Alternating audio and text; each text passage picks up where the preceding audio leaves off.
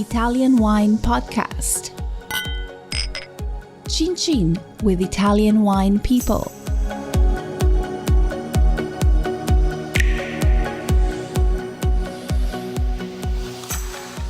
Italian Wine Podcast with me, Rebecca Lawrence, taking the reins once again from Monty Walden. And today I have with me Vinka Woldarski, the project manager of Priorat Wine Tourism and an advocate for change in the wine industry. A little bit of a theme ongoing in some of the people we've been talking to recently. So Vinka, welcome to the podcast, where it's such a pleasure to have you. Thank you very much, Rebecca. I'm really excited to be here. So you describe yourself on your website as a Chilean Canadian now living in Spain. So I was wondering if you could give our listeners a little bit of a background about how you came to be in Spain, what your wine journey has been so far. Sure. It's a long one, though. No, but we've got time. The stage is yours. Okay, perfect. So I'm Chilean Canadian. My family is from Chile. We moved to Canada when I was very young. So I grew up in Canada, and then I basically did all my studies in Toronto and university studies there in Toronto. And I studied something totally different for my undergrad. I did international relations. And after university, I basically spent a couple of years just traveling and working abroad and kind of seeing the world, which was something that I really wanted to do. But there's always a bit of like a nagging feeling that I wanted to do something, I just kind of wanted to find my career path, and I wasn't quite sure what that was. And it was definitely not international relations. It wasn't something that I had really, felt passionate about. Through university, I've always worked in restaurants. I've always worked as a server, kind of a part-time job that allowed me to get cash and allow me to travel. And when I moved back to Toronto after a few years of traveling, I went back into that routine. Then I started working in an office, and I was kind of doing the two things. And then eventually it was just kind of a chance that I went on vacation to Portugal. And, if you've been to Porto, it's just this fantastic city, and it's so vibrant and so lively, and like wine is part of everything there. And it was there that I got like the wine bug. Somebody told me that they produced wine, and I thought that was so cool. And I was like, yeah, I want to do that too. I didn't know anything about wine. But when I went back to Toronto after that trip, I started doing the WSET courses. So I did the WSET Level 2. I thought it was great. I was like, yeah, I'm going to do more of this. And then eventually I did the Level 3 in Napa Valley. So it was like a boot camp with the Napa Valley Wine Academy. And I thought that was awesome. I loved it. And then that gave me the courage to kind of like leave all my jobs, because I was working quite a few jobs, and take a sabbatical. I went to Portugal. I started the blog at that time, and basically just kind of absorbed wine culture, got to know people, just kind of tasted my way through the country. And then I was very fortunate to win a scholarship to study wine tourism innovation, which is an Erasmus master's degree that happens in Spain, in Tarragona, in France, in Bordeaux, and in Portugal, in Porto. So you study in those three cities, and then you have a working, about a 6 months working period or working internship, which I did again in Portugal. So that kind of solidified everything that I wanted to do. I loved traveling. I loved wine. I loved being in Europe, and I loved being part of the wine culture here. And basically then just working with different organizations or different wineries, and eventually found myself back in Spain now doing my PhD, and also working with Priorat Wine Tourism. So this is where I am now, and also doing my WSET Level 4, the diploma. So yeah. So you're tackling the WSET diploma, which is pretty intense in and of itself, and a PhD. Yes, yeah. It's incredible. Yeah. So yeah. I have to ask, obviously, I have many questions, but what are you doing your PhD in? Is it wine, or are you still taking some time to explore other things, or have you gone deep dive into the wine? Actually, it is on wine tourism. So my PhD topic is sustainable tourism.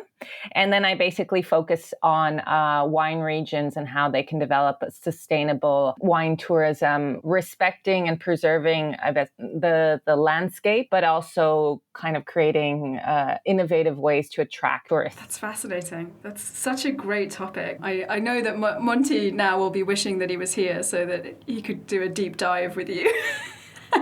So obviously you've touched a little bit briefly on the blog. So tell us how you started Bottled Bliss and how it's developed over the years.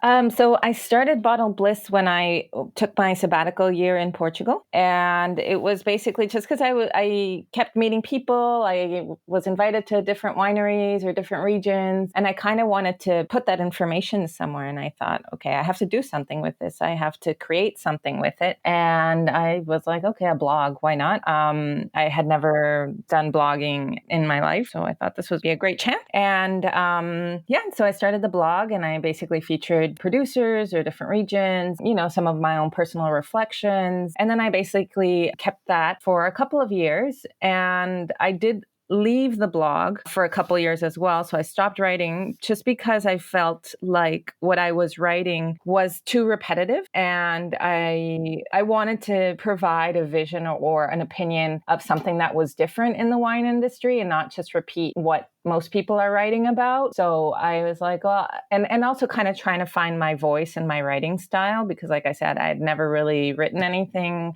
on a blog, so I wasn't quite sure. And then in this past year, there was this urge to kind of write a lot of the experiences I had being a woman in wine and working in different roles in the wine industry during these last 5 or 6 years. And that's when I started to rewrite. And that's when I've, focused on, telling my story, my experiences, focusing on sexism, focusing on how that affects women, and hoping to, with that, be part of a greater movement that I know that there are a lot of women out there and men as well in the wine industry that are, working towards creating a more respectful, more inclusive, a safer industry. And I feel like that's where I am now. So a lot of my recent posts have been a bit about that. And then from now on, I'll look towards doing a different, more writing, also focused on, women's empowerment and stuff like that, but ching at a time, I guess.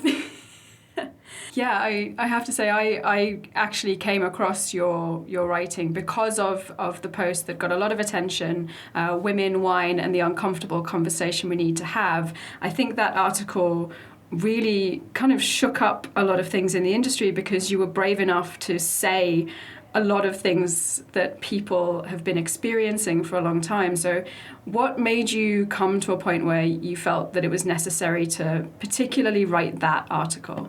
Honestly, it's because I felt really alone in my experiences and I felt frustrated. So, one of the great things about wine is that you have the opportunity to travel and if you're able to move outside of your comfort zone and find different places and have different experiences, it's awesome. And I speak Spanish. So, being in Spain is quite natural for me. I can work and I can study in Spanish. There's no problem. And I was living in La Rioja and I did feel a little bit, I felt a bit like an outsider, and I felt a lot of the experiences that I was having were repeating themselves over and over again. And I just couldn't find a way to kind of like come to terms with them or to cope with them. And the only way I really knew how to do that was just to write about it. And so I started writing these experiences. And also it just came from the fact that, there's been a greater awareness of a lot of the basically abuses against women, violence against women, not in wine, but in general in the world. And that was something that had kind of clicked. And I was like, you know what, I need to express how I feel, and I need to express the things that have happened to me, even though they're not like massive things. Like, luckily I haven't been in a situation that's been really dangerous or really unsafe, but there've been little things that obviously have chipped away at my self-esteem, at my confidence, that have made me really have to work hard about how I navigate in the industry. And so that's basically what pushed me to write it and to say, okay, I have these experiences, I have these feelings. I'm certain I'm not the only person that feels this way, but how can I connect with other people, and how can I feel less alone in this situation? And so writing about it was the way I felt I could take that on. Yeah, I think a lot of us as women in the industry were really impressed with the article, particularly because it has this focus on, it's not always just, obviously there are these horrible experiences that some women and obviously some men have in the industry, but it's not just about the big moments like you point out. It's about those little moments, those kind of ongoing things that chip away at your confidence. And that certainly for me was one of the reasons I found the article very moving, is that it was highlighting that this is really important as well, to talk about this kind of ongoing small things that just accumulate and really damage your vision of yourself, your vision of your career. So I imagine that you had quite a lot of people reaching out to you after this article went out. Have you had positive and negative outcomes? I imagine it was quite scary initially to kind of put this out into the world and be so raw, be so open.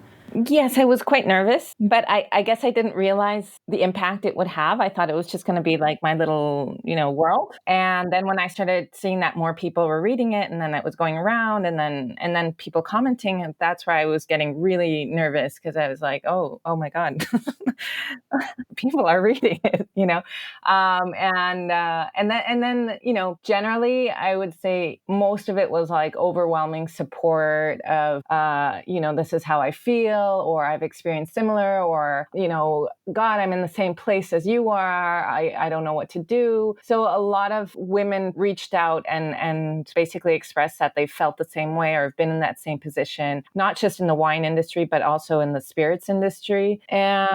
And that was great. And that was fantastic, because I was like, okay, phew, this is good. This is good. I did get a bit of negative criticism, and I wouldn't say it's backlash, but I did get a little bit of, maybe some very uncomfortable conversations were had. And some people were like, this is silly, or all these little things. You shouldn't bother about, stereotypes, or just words. And so, kind of just minor things. It wasn't huge, but obviously it did cause a little bit of an effect with my inner circle as well, because there are a lot of experiences that I talk about, when I was studying, or where I was working, or different wineries, and people who know me can kind of put the things together, obviously. And obviously that can cause a little bit of friction, but I felt that, I felt strong with what I had written, and I felt like it was important to say it. One of the main reasons was because I also feel like up until recently, there hasn't been any or very little discussion about this. Maybe in Europe, let's say. I know in the United States, they're like miles ahead. They've got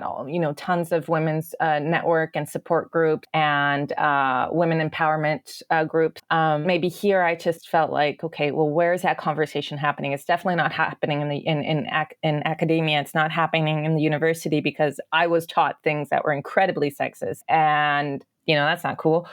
And taking these wine certification courses, they are so comprehensive and so thorough, but we don't talk about ethical issues, which I think is really important, which is one of the missing pieces, that really some sort of professional practice about what it's like to actually work in the wine industry. Obviously, we focus on the business side of things, but do we focus on the human side of things? How people are coping with different experiences of working abroad. Let's say they work in a different language or a different culture, or being a woman in the industry, or being a minority in the industry. So these are like the topics that I felt that were, being addressed. And I know now there are so many things happening, which is amazing. I think that's awesome. I feel like every week or every couple of weeks, something new comes out about a new initiative, or somebody writes a new article, or, relates their experiences. And I feel like that's fantastic, and hopefully that will lead to greater changes, or at least more awareness. Yeah, like you say in the title of the article, there are a lot of uncomfortable conversations that we need to have, but I think by pushing ourselves to have them, we can be this force to sort of change and adapt the industry and really look at our practices. I think particularly your comment about wine education is really interesting, that yes, we teach a lot about wine business, but the human side, particularly like you say, the ethical side, our sort of business practices, just isn't really touched upon. And I personally, as an educator, would really like to see a move towards that, so that we can embed this in wine education going forward. So thinking about that kind of thing, obviously here at the Italian Wine Podcast, we're within the industry and we have a lot of contact with people in the industry. Do you have particular kind of words of encouragement, maybe guidance that we can kind of take on so we can be better allies, all of us and everyone listening in the world of wine? Do you have some personal kind of advice for anyone? I think that what I see a lot through the Italian Wine Podcast and Wine to Wine, there were a lot of discussions and topics on diversity, on inclusion, on safety. And I think that's that's a step in the right direction. And I think that's definitely being an ally. I know it's a little bit tricky because I know sometimes there's people who want to help, but are in a situation that is risky for them as well. Or, these are just really uncomfortable conversations that not everybody is willing to take on and tackle. But what I've seen lately is that even very high profile writers or people who are well known in the industry are talking about these issues. And I think that's really, really important, because by creating more awareness, just by talking about the issue itself, I think that puts that idea into people's minds that says it's not a problem that we can ignore if people are talking about it. If no one's talking about it, if these podcasts aren't addressing these issues, or writers aren't writing about what's happening in the community with the people that work in the industry, then that's a scary thing, because we're ignoring a huge section of what it is to work in the wine industry. So I think definitely being an ally is listening to minorities, women who have certain issues that are quite important that need to be discussed. And then also finding ways perhaps to educate as well, to find solutions or minor solutions, or maybe a little toolbox of what can be done in maybe for certain organizations or things like that. I think that's really important what you said about this being a work in progress, because I definitely see it that way. We can't just put a stamp on it, tick a box and say, okay, that's done. It's something that we need to continually be working on. And the kind of sexist behavior and abuse that you talk about in your article isn't really necessarily unique to the wine world. And the problem is, however, that it seems that talking about it is almost more taboo or off limits in this industry. I wondered if you agreed, and if you thought, if that is the case, why that might be.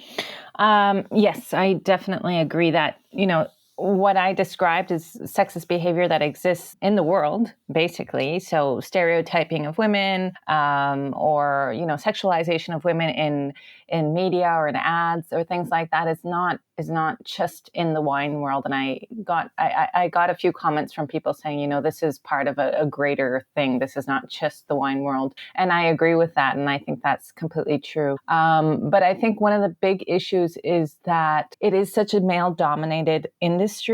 And it's very difficult for women to speak up about things that are making them uncomfortable, or continuously seeing ads that depict women in a very sexualized way to sell wine. That it does become quite frustrating, because one of the things is that, okay, so we live in a world that is quite sexist, but then in your professional life as well, you're how do you cope with all the messages that you're getting about women being sexualized objects, or using their body to sell wine, or to persuade consumers, or, being in these situations where women are often exposed to comments, jokes, and things like that are really uncomfortable.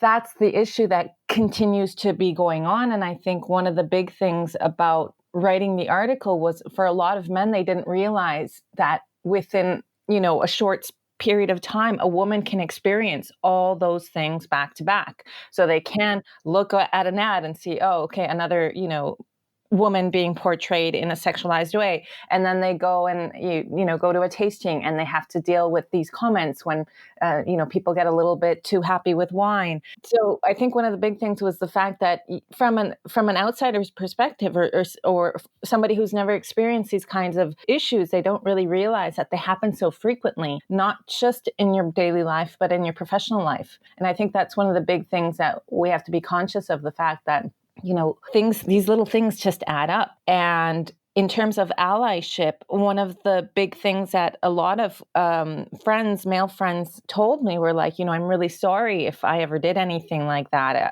I didn't realize. There's a lot of not knowing, or there's a lot of, I want to say ignorance, but basically just unawareness of the fact that, these comments are really uncomfortable. You're sitting in a room full of, mainly men, and you have to deal with these jokes. And even though not all men feel the same way, there are men that want to say something. So there are a lot of men they're really good, kind men who want to be on women's side, but they're also exposing themselves to a very difficult situation if they have to stop their boss or their coworkers or somebody who has a little bit more power than them to say, hey, your comment was inappropriate. So it's such a delicate issue within the wine world because we're dealing with obviously this professional, accepted professional behaviors that have just been repeated over and over again. I think in the wine world, it's a little bit more tricky. And I think that's why a lot of the articles that have been written, the scandals that came out from the court master sommeliers kind of indicated just how huge this problem is, and that unless we actually look at the extremes, not just assault, rape, harassment, but if we look at the daily experiences of any woman in the industry, you'll see that there are a lot of challenges that really need to be addressed and a lot of issues that really need to be addressed. And having more of these articles come out is really important because it gives more insight and awareness to a lot of people who don't experience sexism or who don't understand what it is or who don't understand the feeling of it. Because with a lot of the sexist behavior, people get used to kind of ignoring it or like, it's not a big deal. But then you realize, hey, that really does hurt me. That chips away at who I am. I'm not, what I see in this magazine. I'm not that. So yeah, I think that's really important in terms of allyship. And I'm really happy to see that people are speaking up about every sort of, in different areas of the industry, not just in the restaurant industry, but maybe in marketing or maybe in, sales, things like that. I think you're right that it's so completely embedded at every level. And for so long has been so normalized that this is the case. And when you come up in wine as a woman, you're just so used to it that you're almost expected to deal with this because that's how you progress in your career. And if you stop someone from using that piece of banter or from making that comment, it makes colleagues think that, you don't have a sense of humor, you can't take a joke, like that you don't fit in the industry. And this can be a real challenge, I think, to women, particularly young women, when they're starting in the industry, trying to pursue their career, that they feel like maybe they can't speak out because it means that they're maybe not going to have the progression.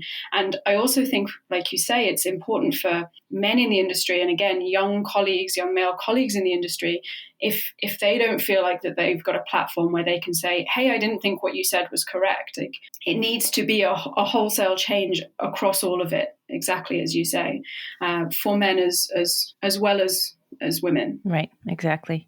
Totally. And I think one of the big things for me was because I came into wine later in life, like I started when I turned 30, and I was coming from, a country that's very open, very tolerant. Canada is a fantastic place to be. And I worked in different industries. And so coming into wine, and especially, in Europe, I'm sorry, but in Europe, there are a lot of cultural patterns that are sexist. And so kind of distinguishing the two, which is like, okay, this is the culture, but then this is the culture of wine, but then this is my professional life.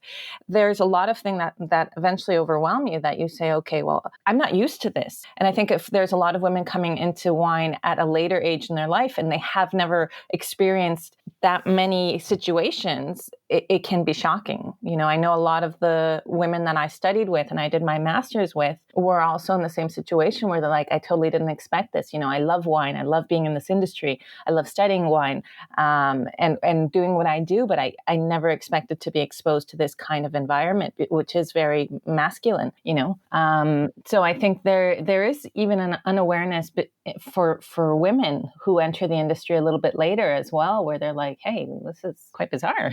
That totally tracks with my experience, because I'm exactly the same as you. I came into wine at 30, having pursued a career in academia, and had come from being someone who was well respected for what I did and who was listened to, suddenly into the wine industry. And despite having more education often than my male colleagues, people wouldn't speak to me because I was the woman and I look younger. So I didn't have the image that they expected of someone that they would be talking to seriously about wine. And that was a real shock to me and a real hurdle. And I thought, gosh, I'm coming to this with already, a decade and a half of experience in another industry. And how must this feel if you're coming in, if you decide that wine's going to be your passion at, 18? How much greater that must feel when you don't have, a little bit of industry experience somewhere else behind you to kind of make you go, oh no, this isn't right. I think it's a real problem. And I think it's very interesting to hear you talk about, the difference particularly between the European situation and maybe the situation stateside and in Canada. And right. That doesn't mean it doesn't happen, in the United States or in Canada. It just means that perhaps my career path has been one where I wasn't exposed to so much sexism until I started working in wine.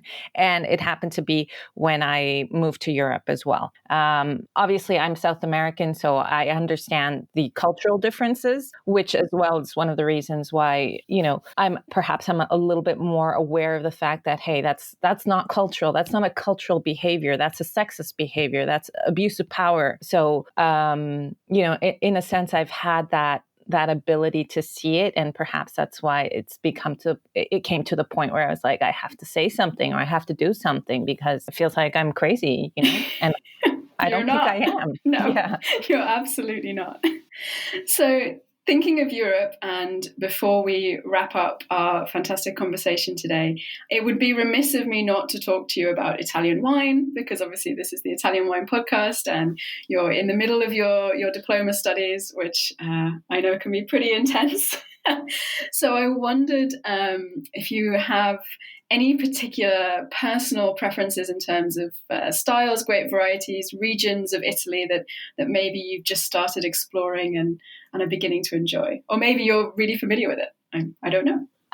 Well, in the WSET course, I still haven't gotten to Italy, so not in Italy yet, but my sister lives in Italy. She lives in Bologna, so I visit her quite frequently and try the wines, and it's fantastic. But I think one of the regions that is really exciting for me is Sicily. I'm really enjoying a lot of the smaller producers there, a lot of the very distinct wines. They have that volcanic character to it, or that volcanic profile, which is really interesting, and then very quite subtle and elegant. But for me, Italy just feels like I feel like I have to move there and then go explore it, because it's such a massive country with so much wine history and so many wine regions. And I'm totally looking forward to our chapter on Italian wines, because it is a bit of my an area that I don't know very well. I know Portugal well, I know Spain well, I know France well, but Italy is so many regions, so many grapes. But it is really exciting to see what's coming out of Italy in these more, I guess, smaller regions and things like that. Well, Vinka, we'd love to have you in Verona. I did exactly that. I moved to Italy because of the wines, because I love them. So I really hope that when things get back to quote unquote normal, we will see you here in Verona and maybe be able to continue our conversation together. So where can our listeners find you on social media? Where can they connect with you? Where can they join maybe one of your Priorat wine tours? Definitely. Well, right now things are a bit slow, but we'll hopefully get up and running again. So you can find me on social media. I'm on Instagram, Vinka Danica, on Twitter, Danica Vinka. My blog as well. You can send me emails through my blog. If not, it's vinka.woldarski@gmail.com. And those are basically, and LinkedIn as well. Those are basically the platforms I'm using. For those of you who don't already follow Vinka's blog, it's bottledbliss.wordpress.com. Go check it out. Check out all her writing. I'm a big fan. Thank you so much for joining us on the Italian Wine Podcast with me, Rebecca Lawrence. I'll be handing back to Monty Walden soon for another episode. Fantastic. Well, thank you very much, Rebecca, for having me here, and everybody at the Italian Wine Podcast. Thank you so much. It's been an absolute pleasure. Cheers. Listen to the Italian Wine Podcast wherever you get your podcasts. We're on SoundCloud, Apple Podcasts, Himalaya FM, and more. Don't forget to subscribe and rate the show. If you enjoy listening, please consider donating through ItalianWinePodcast.com. Any amount helps cover equipment, production, and publication costs. Until next time, chin chin.